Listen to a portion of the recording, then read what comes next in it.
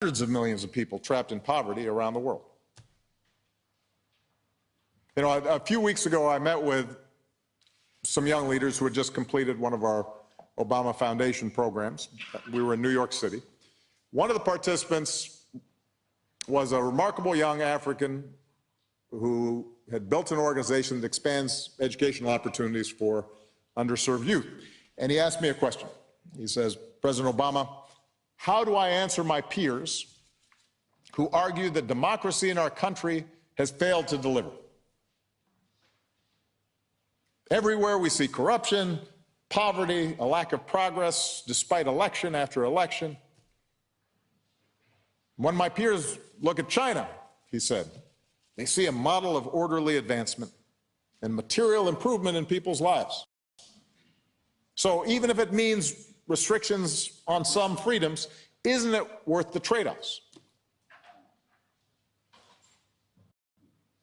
And instinctively, I pointed out that the same system in China that his friends were praising now had let millions die of starvation and produced the chaos of the Cultural Revolution. I told the young man he was too young to remember what life was like in his own country before democracy came, how there had been a brutal civil war that resulted in the death of millions, chronic corruption, and strife under subsequent military regimes. So I told him, you need to broaden your lens, and he listened politely. What was he going to do? Maybe he was even convinced by my arguments, but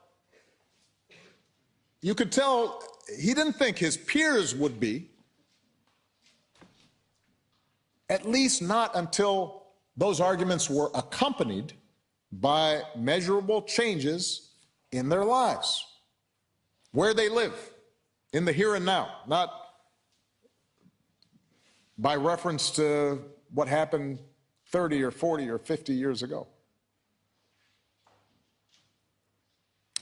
And I'm convinced some version of this conversation is taking place right now in every